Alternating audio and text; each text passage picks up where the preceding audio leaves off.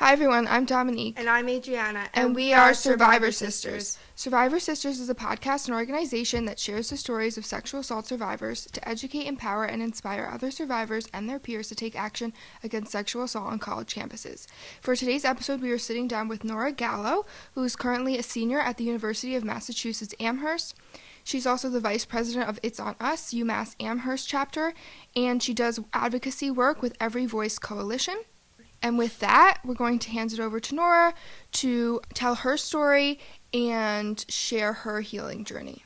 I'm Nora, and I'm a senior at UMass Amherst, but I'm also a local to the area. So growing up in Amherst, I went to Amherst High School, and when I was a senior, I dated this guy that was 4 years older than me. He was a senior at UMass Amherst, and everybody thought he was really sketchy, and he was absolutely really sketchy.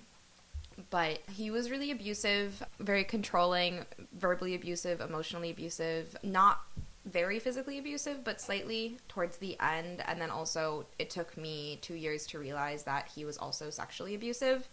I went to college. I went to UMass when I graduated high school thinking that, I'm totally, it's going to be safe. If anything happens, I can call my dad or my mom. They'll be here to pick me up in 5 minutes. And both of my parents, the dorm that I lived in my freshman year, both of my parents were literally, where they worked on campus was a 1-minute walk from my dorm. My mom's a doctor at UHS, and my dad is a professor of biology at UMass. So I remember my freshman year just hearing so many stories of my dorm mates and friends being assaulted. And that makes sense because it is the red zone. For freshman year girls predominantly, the 50% of assaults happen within the red zone, which is between September and November. We're still in the red zone. It's actually ending today. I'll talk about that more later when I talk about the Every Voice Coalition. Of course. But I remember that happening, and then I still remember thinking, silly me, thinking, this can't happen to me, on campus. I know myself, whatever. But I was also still very afraid. I talk about myself, it's I was this different girl.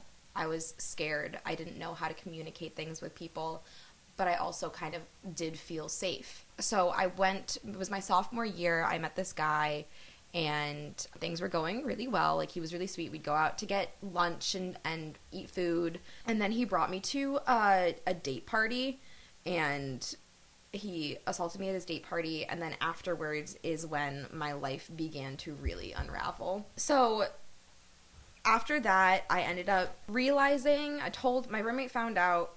I didn't really tell anybody because I didn't know exactly what it was, because I still had a very botched definition of consent in my own mind because of this relationship that I had with my high school boyfriend where, no wasn't effective, stop wasn't effective, he didn't listen to me at all, and he would also, tell me to drink bottles of wine, if I didn't, drink a whole bottle of wine, and, if you don't, you literally, the classic, you don't love me. Very, very coercive, and so he would have me drink to points of blacking out, and then I'd wake up in his bed, naked, so it's that kind of made me not realize, especially when it was one of my first relationships, being sexually active, not knowing that I could say no would be an effective word to use, not understanding boundaries of consent.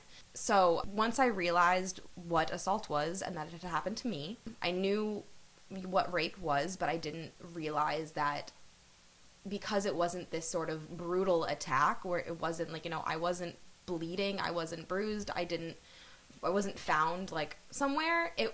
For me it was this very I wasn't me, it didn't happen to me, denying it, because if once I did admit it to myself and once I did start to realize that it had happened, it's when the floodgates just came crashing open, and I developed many allergies, random allergies to fruits and vegetables. I couldn't sleep. I wouldn't fall asleep until 3 or 4 a.m. some nights, and then I'd sleep in and wouldn't be able to wake up for classes.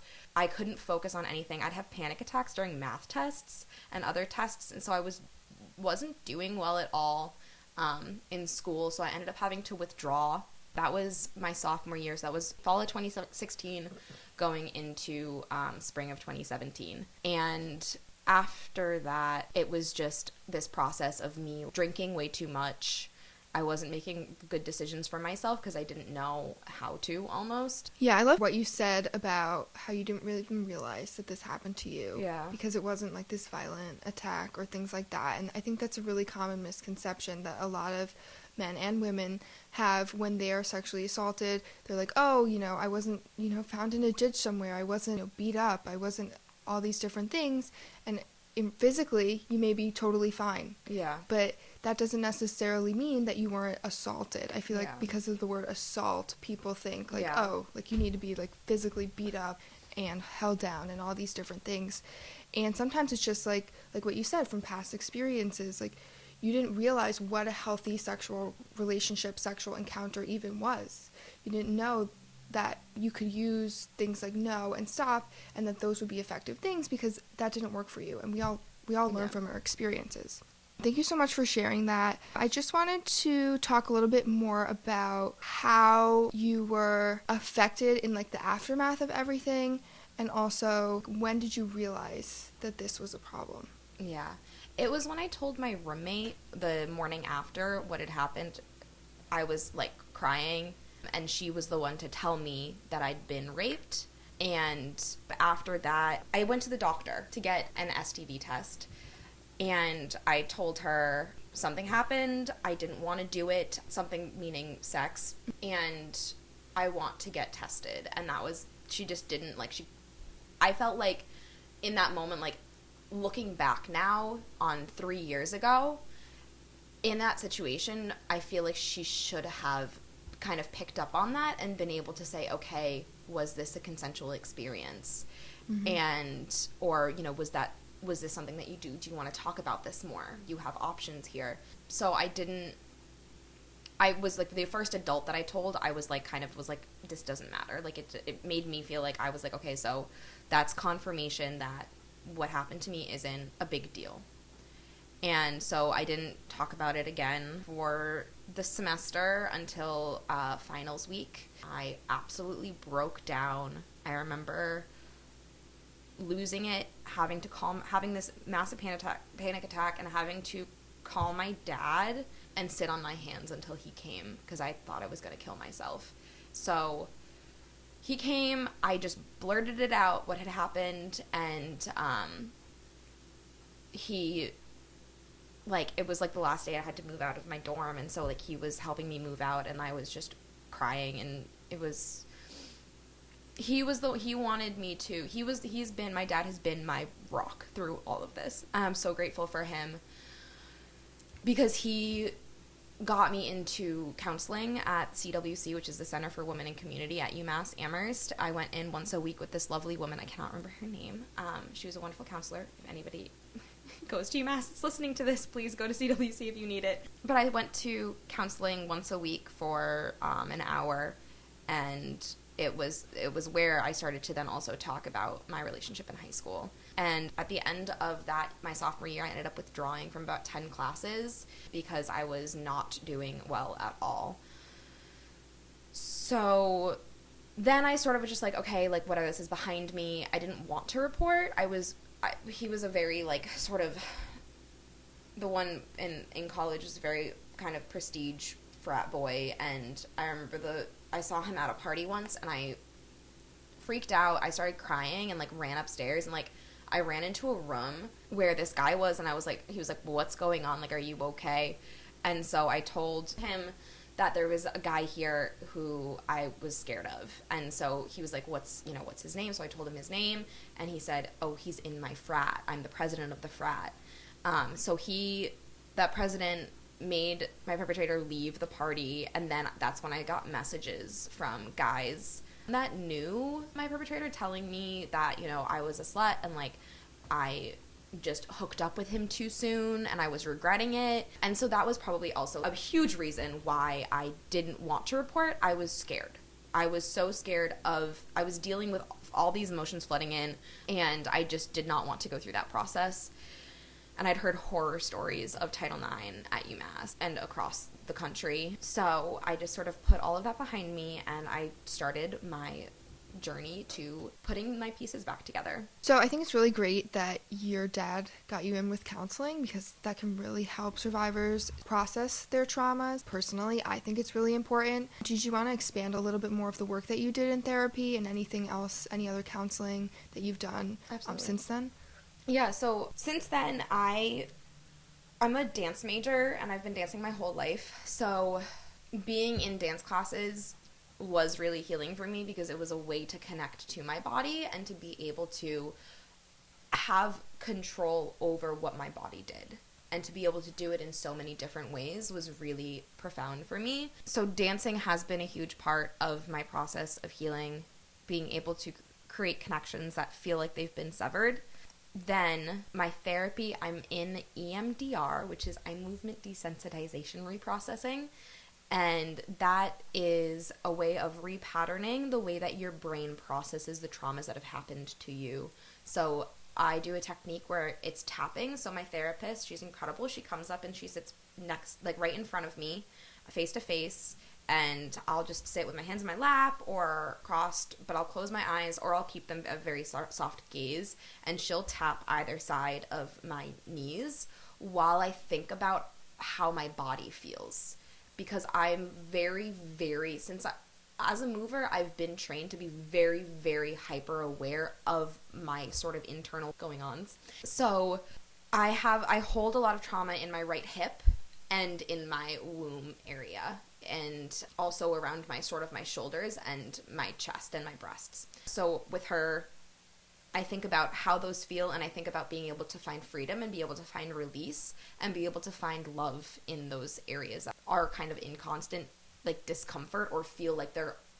So it's a weird way to explain it, but it's like I'm constantly realizing that I have this sensitivity in my body of my chest and of my right hip, to be able to then find ways to release that through the tapping. She guides me through. It's like, how does this feel now? Are there emotions attached with this feeling? Keeps tapping. Okay, how does it feel now?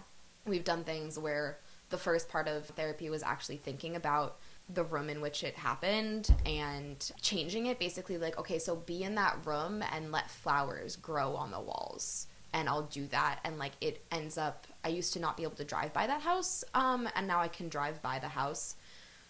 So it's definitely, I've noticed that I have been able to have this complete shift in the way that I react to triggers day to day. I used to have dissociative episodes for pretty decent periods of time. Sometimes I'd be dissociating for an hour to 2 hours, where I wouldn't be aware. It's gonna sound, for the listeners that don't know what dissociating is, literally not being able to know what is reality and what is not. So I'll dissociate and I'll be like, okay, this isn't actually happening, this isn't real. And it was also linked to a lot of suicidal thoughts. If I killed myself right now, it wouldn't actually happen, because this reality isn't real.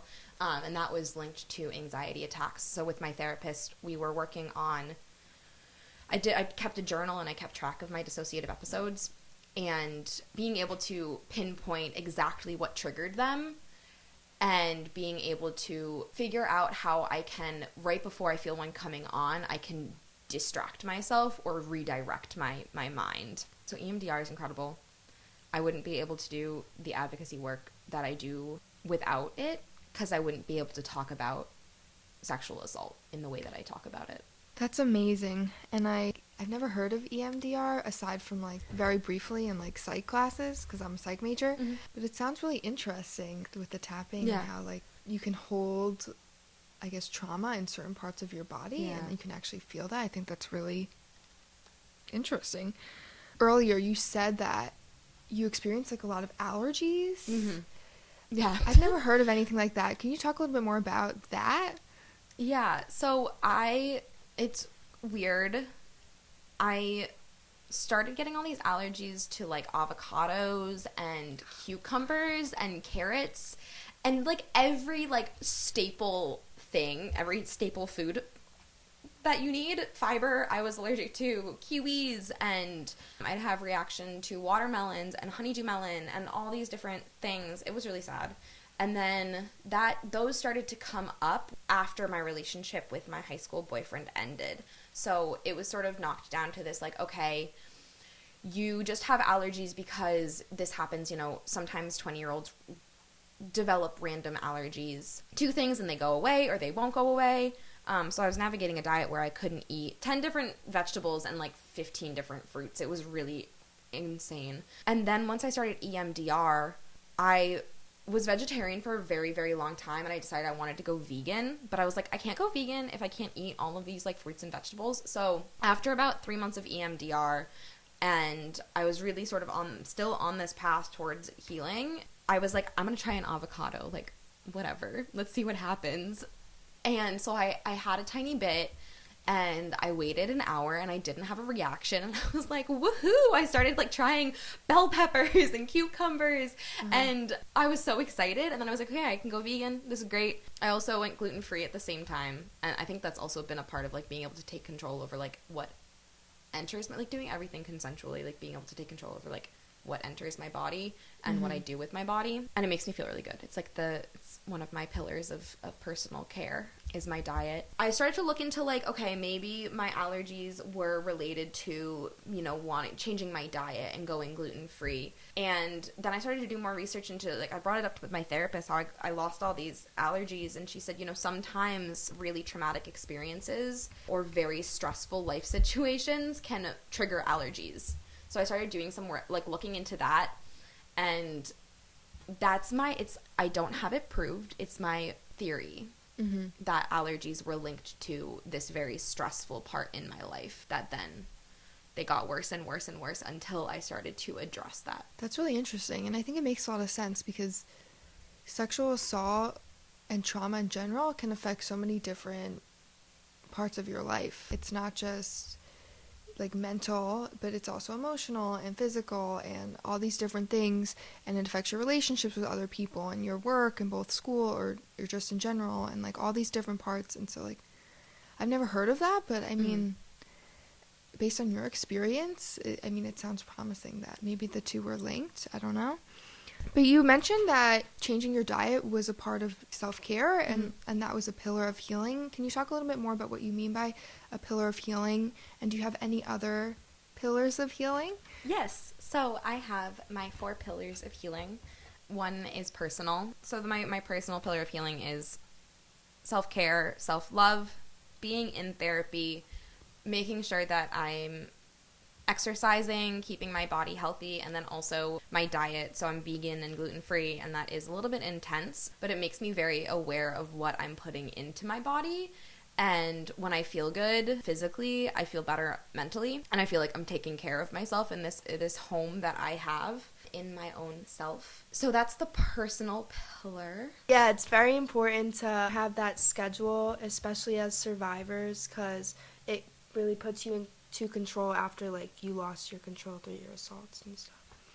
Yeah, and it's just important in general to take care of yourself, especially like survivors of trauma. You have a tendency to, especially if you're avoiding the trauma, you're not really actually actively or consciously processing what happened to you and starting to heal from that.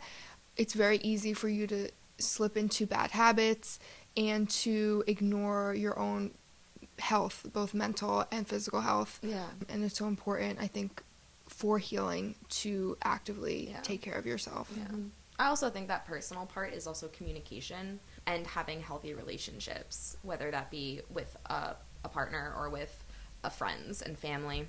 But then my second pillar is movement. So as a dancer, being able to, like I said earlier, being able to move and to be able to create connections in my body that maybe I had not before is very healing. And it's also just, it makes me feel good, and I'm very happy to move. And sometimes I make dances about how I feel. That sounds so very baseline, but being able to create dances around that. Yeah, we actually, our cousin, Rachel, she's a dancer. She's not a survivor, but she choreographed a dance. Video. Yeah, for Adriana.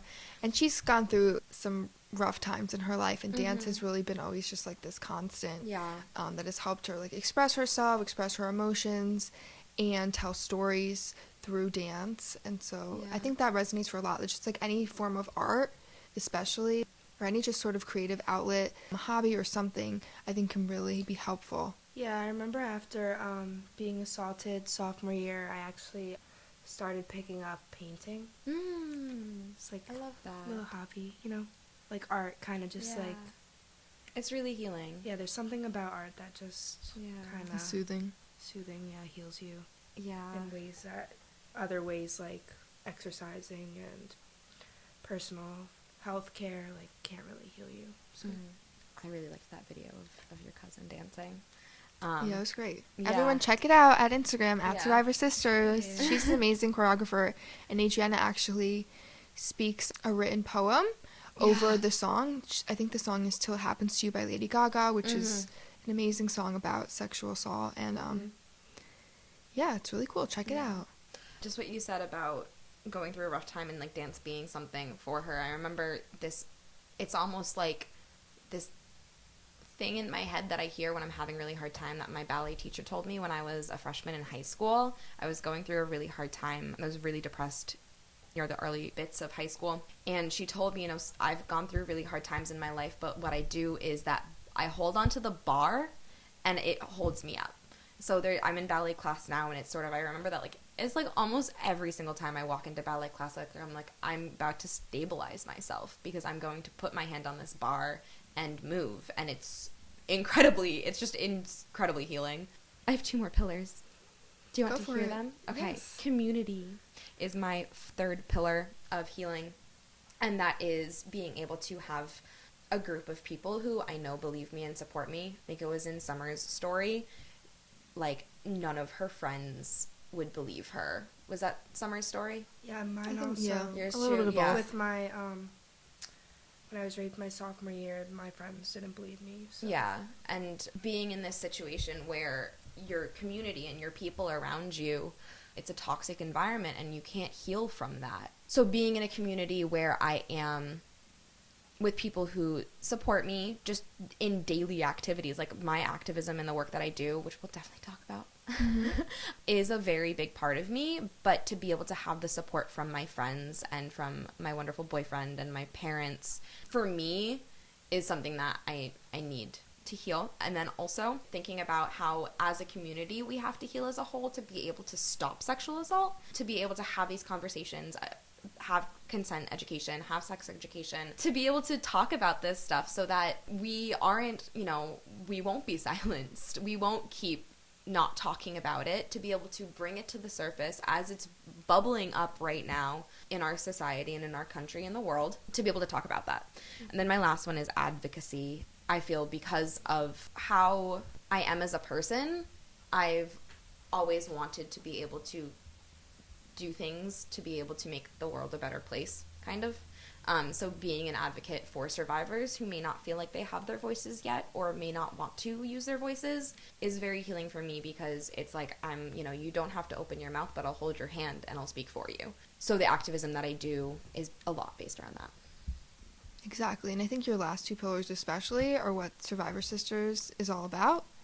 Sharing your story, speaking about sexual assault, having these conversations, being there for survivors as like a safe and supportive community that you can turn to, and hearing the stories of others, even though you may not be ready to share for yourself. Like, hopefully that just makes you feel like you're not alone. So I just want to talk a little bit more about advocacy in particular, because I know that you're pretty involved in your advocacy work. So first, I want to talk about your involvement with It's On Us. Can you talk a little bit more about what It's On Us is and your role as vice president?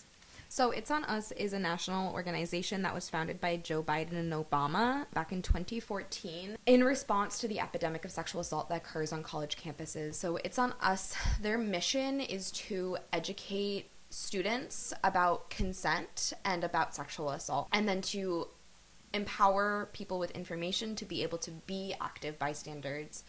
So one of the main goals for It's On Us is to get as many people as possible to take the pledge. You can do that by going to the itsonus.org website, and there's a button that'll say Take the Pledge.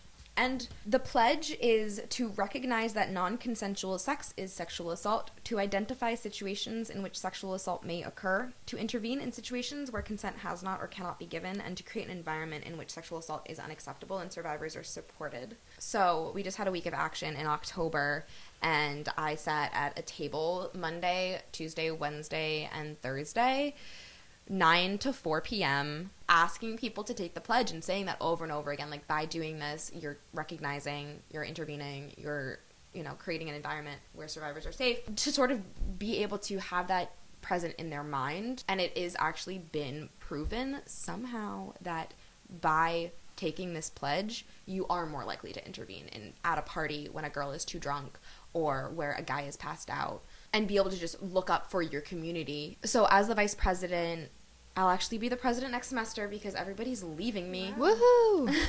Congrats. Thanks. I'm gonna have to do it all by myself. Sophia, Molly, and Hannah, I know you're gonna hear this. I love you, but I'm really mad at you guys for leaving me.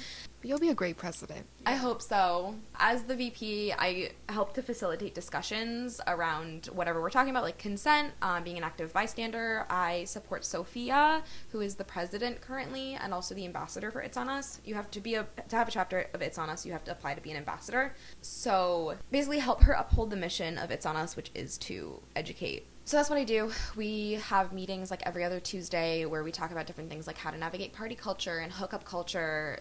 Can you give consent when you're drunk? And like, how do we navigate that? Because in college, we go out and we get drunk and we have sex. And how do we talk about that? It's a really hard thing. And we're trying to figure out how to talk about that with students, because we don't want to say, yeah, you can absolutely have sex when you're drunk. Like, people are going to, and like, it happens, but how do you navigate that? How do you make sure it's consensual and make sure every step along the way that it's what both partners or whoever's involved wants to do?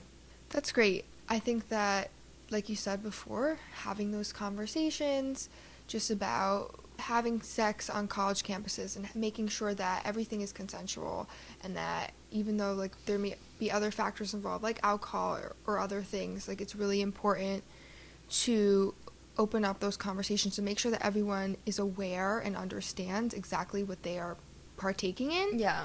To avoid any more instances like this. Yes. Is there anywhere that people can get involved with It's On Us? Yeah. So for those that don't go to UMass Amherst, you can apply to be in a chapter via the website itsonus.org. There's a little drop down right next to Take the Pledge. You can click on it and you apply to have a chapter. That makes you the ambassador. You will then be in contact with the guy who kind of like organizes whatever in your area. You can also look up on your campus's page where you can just search like, do I have It's On Us at my university or college, and you can join your own organization there. But at UMass Amherst, we have an Instagram. It's on us.umass, where we share information, talk about what we're doing, our meetings. Great. Definitely check that out, especially if you are a student at Amherst. Follow them on Instagram. We follow them. It's pretty great.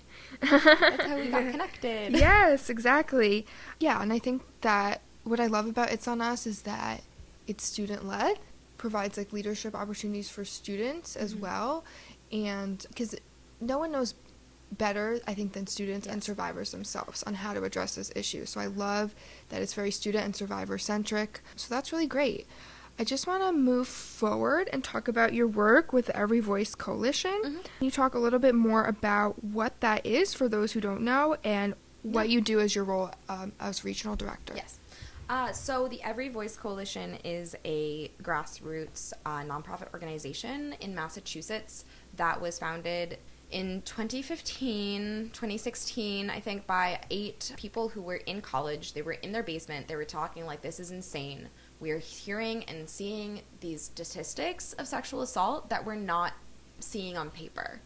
I'm hearing constant stories about sexual assault that are happening, but we're not talking about it in conversations about colleges and universities. So they went to Senator Bronsberger at the Massachusetts State House and said, hey, we want to do something about this. We know that there's the Clery Act where colleges across the country have to make their crime statistics report at the end of the year. And we're seeing that so many of these statistics show 0 incidences of rape at a college campus where there's like 5,000, 10,000 students. And when the sexual assault statistics, 1 in 3 women will be sexually assaulted between 18 and 24. What's going on here? So with Senator Bronsberger, they wrote up a bill. It's now currently H1208, which is a campus climate survey bill. So that bill would require for universities in Massachusetts to every 2 years have a survey that would be able to create statistics around sexual assault on their college campus that would then be made available on the college's website so that prospective students, their parents, current students, and the administration can see. Because without the transparency about the statistics of sexual assault, how are administrators and universities going to do anything to stop it? Because a lot of them are not. So holding universities accountable for sexual assault. Then the second one is H1209. So that came around because of the rolling back of the Title IX guidelines at the federal level. Basically, it's not, you can't make Title IX happen in a state by state, but you can add policies and laws that are related to it that hold schools accountable and be able to create support for survivors. So H1209, it sets up trauma-informed training for responsible employees, a confidential resource advisor where a survivor can go to that does not trigger a Title IX investigation. It's somebody who's not a mandated reporter. And then it also requires information sharing between students and universities and students so that the university on October 1st has to send an email to the students where they get all of the information about the Title IX at their school, what are your resources at this school, so that there's this well of knowledge that then, if a sexual assault occurs, because it does and will, where can a victim go? What can they do? Because so many students are thrust into Title IX investigations that are really traumatizing because they don't know that they're telling a mandated reporter what happened. Like their RA. Your RA is a mandated reporter at UMass, at least. I don't know about other schools. Yeah, I think everywhere. Yeah. And then there's one more, which is really, really... Oh, two more. The Memorandums of Understanding setting up relationships between local area rape crisis centers, women's health centers, and the university. And then the last one is, so students who are sexually assaulted, when they go to report and maybe they were under the influence of alcohol or drugs and that's breaking the school's code of conduct, that they're not expelled, because that has occurred in Massachusetts. I think that's really amazing, especially targeting the legal system and making laws, because like what you said, we need to hold schools accountable, and I feel like there's really nothing in place to actually do that. And so we see the discrepancies between the statistics that colleges are reporting and then what actual students are reporting themselves. Yes. Like, I wrote an op-ed about this, and from one source, I forget which one, but it said that something ridiculous, like almost 80% of colleges and universities all across the country have reported that there are 0 incidents of sexual assault that happen on their campus. And yet we see, the statistics vary, but it's anywhere from 1 in 3 to 1 in 5 female students report that they will be sexually assaulted at some point during college. And for men, it's, I think 1 in 10 or 1 in 6, somewhere around there. But even so, there's just, this huge discrepancy. And it's so crazy how, no one is being held accountable. And I think, there's a lot of issues with Title IX, and a lot of it stems from the administrations itself. And they just consistently silence survivors at the expense of their own reputation. And so that's why that's one of the reasons why we wanted to create Survivor Sisters, is to give survivors a voice and say hey, I'm not backing down, I'm sharing my story, I'm saying what you did, and I'm not going to be silenced. Can you talk a little bit more about your specific role with Every Voice Coalition? Mm-hmm. So I'm the regional director of Central Mass. So I organize students at colleges like Northeastern, which isn't Central Mass, but we have to divvy up all of the colleges that are related with Every Voice Coalition into categories. So I do work at Clark University, UMass Dartmouth, UMass Lowell, Worcester State, Northeastern, Bentley, and Endicott. Shout out Frankie. Yeah, Frankie, Bentley. Frankie, DM me, get involved. We need more people at Bentley. So I don't have students at every single school because it can be hard. It's a lot of work to do to be involved in the Every Voice Coalition. I put in about 10 hours of work a week on average, sometimes less, sometimes more. And I organize I basically am I delegate the tasks that we come up with as the steering committee of the Every Voice Coalition. We did a red letter drive where we wrote about 1,000 letters to Representative Roy of the Committee on Higher Education, because we're really relying on him right now. He's been very supportive of us because these bills have gone through 2 sessions or 3 sessions now. He's been very supportive of us, but it's on him right now to be able to push these through, to be able to get them heard on the floor so that we can get these bills passed. It's the second time in the state's history that 2/3 of all legislators have co-signed on to co-sponsor a bill, which is phenomenal. So the moment that these are heard, they're going to pass, and we need them so badly. And we set the red letters in because it was the red zone, and we were like, okay, it's in the red zone, like, you need to act now. Like, it's time to get these through and to get them heard. No more waiting. Like, we can't wait through another red zone. Guess what? We did. He still hasn't pushed them through, and he has 1,000 red letters on his desk. So we stopped phone banking. So I called his desk guy the other day and was like, hey, it's Nora. I'm here with the Every Voice Coalition. I'm here, in support of the bills. Really would love for Chairman Roy to, speak on the bills favorably and push them through and get them heard on the floor. And he was like, yep, we've been getting a lot of calls from you guys all day. So it's like we're flooding the State House. And I think that they don't, because students often aren't very politically active, that they don't look to us as much as they should when it comes to issues that it's kind of like, abortions and men. It's like men shouldn't be making laws about abortions without the input of women who it directly affects. So, we shouldn't have laws in Massachusetts or the country around sexual assault when students' voices aren't heard in regards to them. And that's why I testified in front of the Higher Ed Committee last spring with my dad by my side, my rock, to give my, why do we need these bills, being able to highlight how this would have impacted my life and others' lives. Yeah, that's really amazing. Yeah. That's super cool. Yeah. And I think it's just, again, like you said, it just highlights the need for student and specifically survivor-centric leadership on this issue, because no one knows better than them. Like, they know what they need, and they know what needs to be fixed, because they're the ones who are actually going through the processes. Yes. They're the ones dealing with the system, and they're the ones being failed and silenced by the system. Yes. Is Every Voice Coalition nationwide? Like, there's chapters everywhere, or is it just specific to Massachusetts? It's just specific to Massachusetts. So we just do work in the Mass State House, but with the co-chair, John, he and I and 2 others have been doing work to reach out to other states. We are working on it in New Hampshire, in Connecticut, Rhode Island, New Jersey. Shout out. Shout out.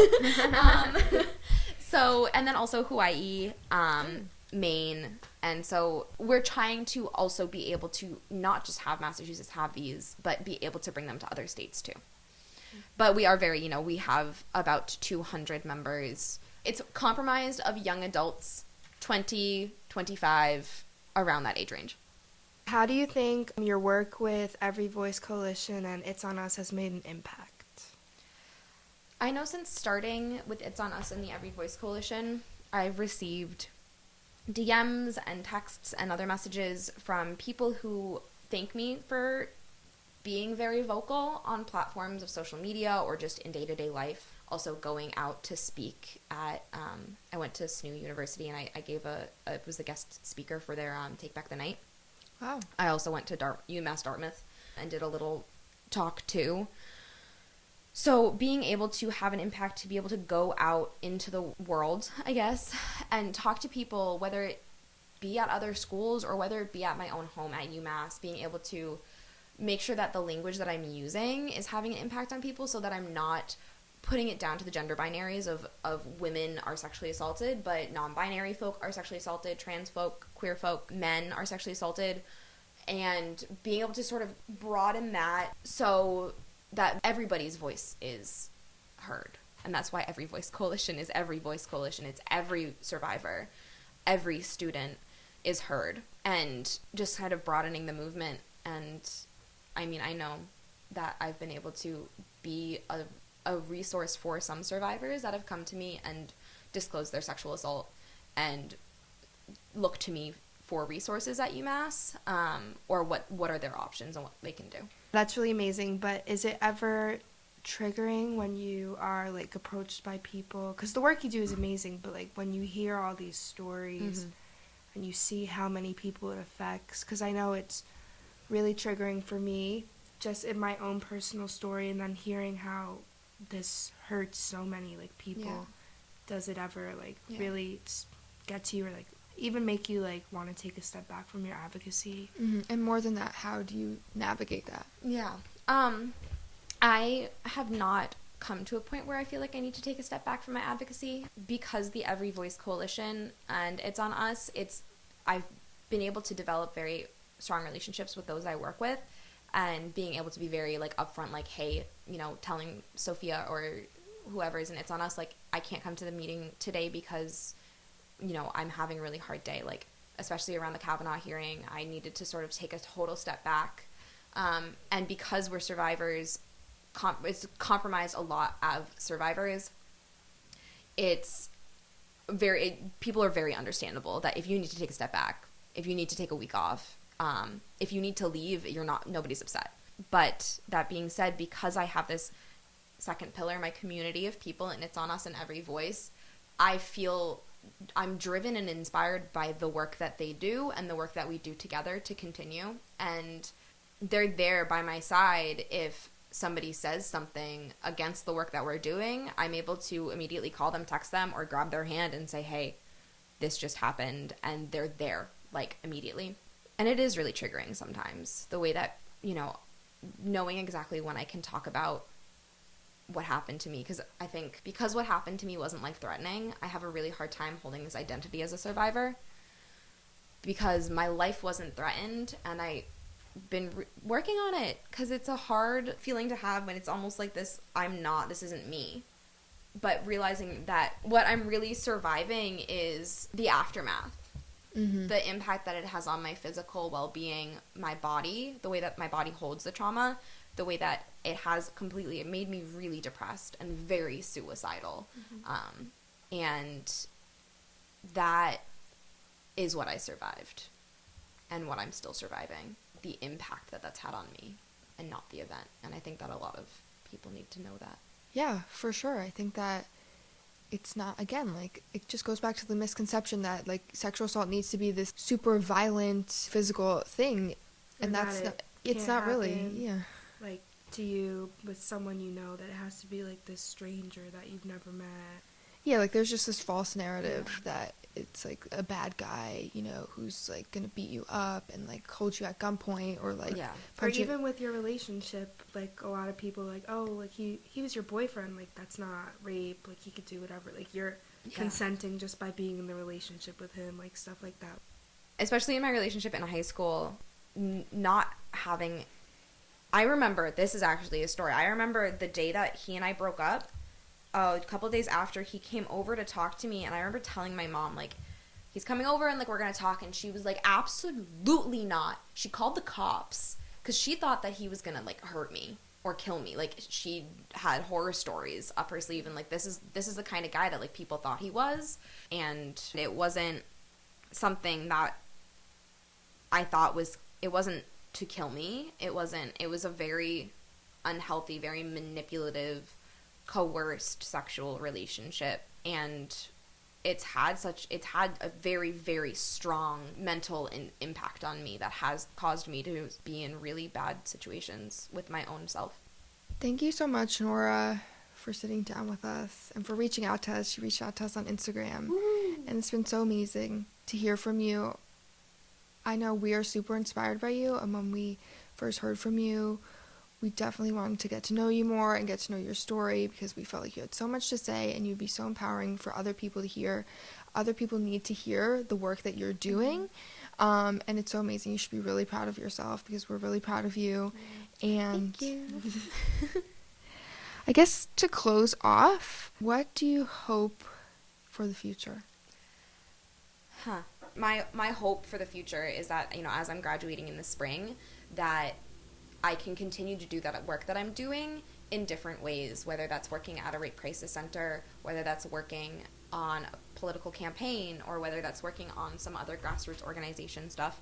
I also want to continue to be able to make connections like this with you too, because it's absolutely wonderful to be able to spread the word more and share my story, and I hope that empowers others, and I hope the work that's been done around this Me Too movement and around being able to, you know, pull the blinds off of sexual assault on college campuses and in other situations, that we're talking about it, and we're talking about it in a way where people aren't worried to talk about it, that it becomes a part of the conversation, and that changes laws, that changes the way that we look at sex education, and that changes the way that we look at college experiences, because rape should not be a part of the college experience.